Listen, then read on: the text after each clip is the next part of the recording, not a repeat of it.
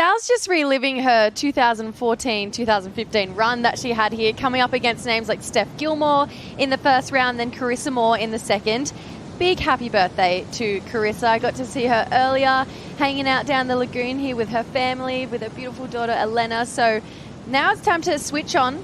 She's got a heat to win, and Sal, she's a two-time winner here, one of two women to ever do that at this break. Here she goes, connects with the lip. Sal moving, getting busy through the open face. Nice tag there.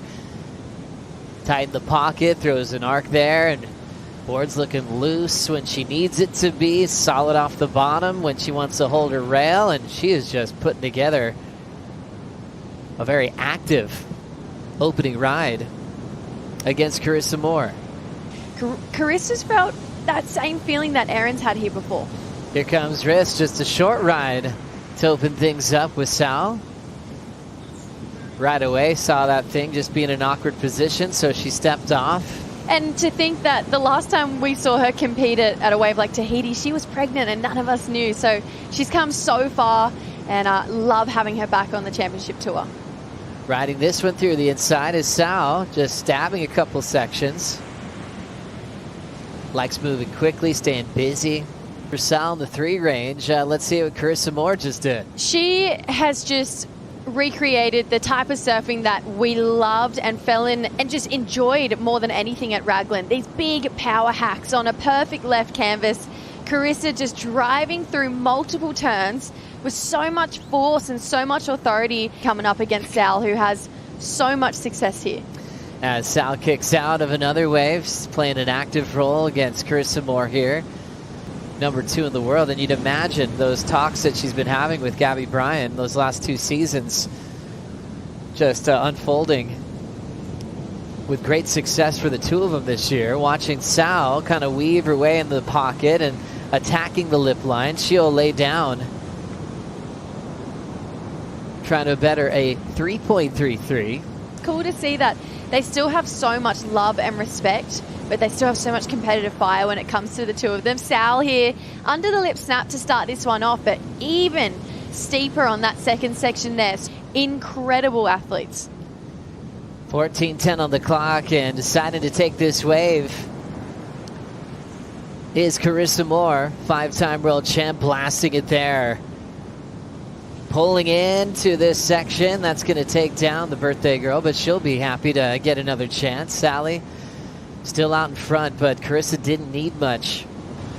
Right back into action with Sally Fitzgibbons as she tags that section off the top, winds up, belts it beautifully in the pocket.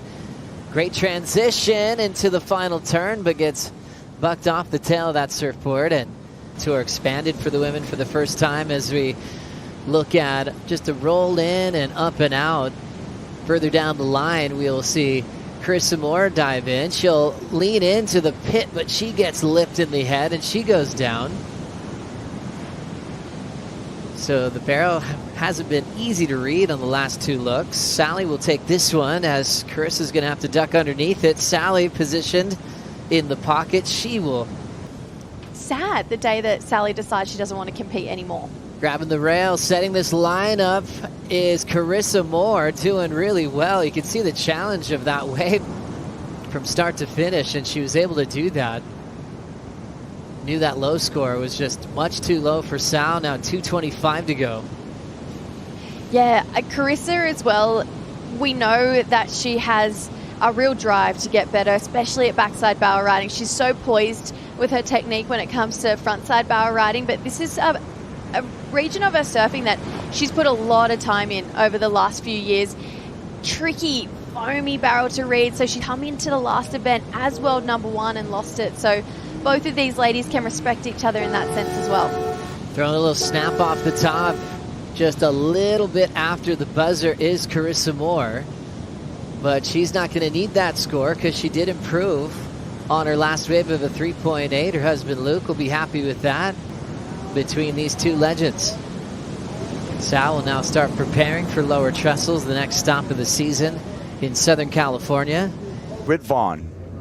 Thanks, Kaipo. Happy birthday, Carissa. What a beautiful present to, spend your birthday winning a heat out here at Cloudbreak against a very formidable opponent. An absolute legend of the game and one of your greatest rivals, Sally Fitzgibbons. I have so much respect for Sal, and I think, we were talking before we went on camera that when I saw that the heat draw got all mixed up after Katie pulled out, I was like, oh my gosh, like I probably have one of the more under talked about in this event, but one of the gnarliest. She's the most winning of all of the athletes still in the draw out of Fiji, so I knew she wasn't to be taken lightly. That's right, and you did get the job done though, and you were saying to me off camera that you paddled out there and went, oh my goodness, what do I do out here again? Because it's been a while since you've been in the Cloudbreak lineup. It's been a decade. It's been a decade. The last time I started to heat out here was 2016. It's crazy.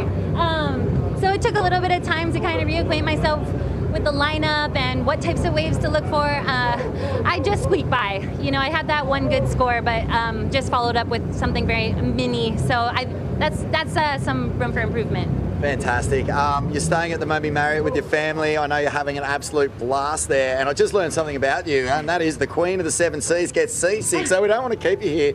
But what are your plans back at the Moby for your birthday? I think I'm just going to get some pizza and watch the sunset with the fam, and I think there's fire dancing tonight at the Marriott, and Olena loves that. That's perfect. Have a fantastic night back there. I know you will. It's a beautiful place, and we love having you here back in Fiji after a decade. Thank you for having me back. Stoked.